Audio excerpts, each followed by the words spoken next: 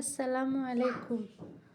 আজকে রান্না হবে হাতে মাখানো সামুদ্রিক লইট্টা মাছ।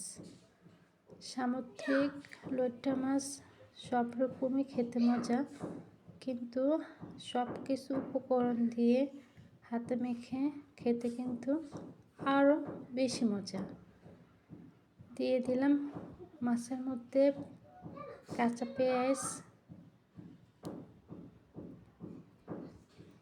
কাঁচামরিচ, গুঁড়ো মরিচ, হলুদ, লবণ, রসুন।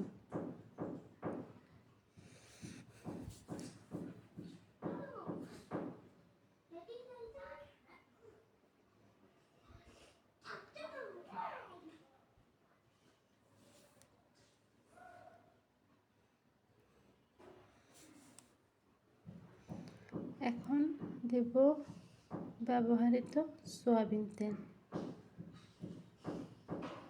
দিয়ে ভালোভাবে হাত দিয়ে মেখে চুলায় বসিয়ে দিব।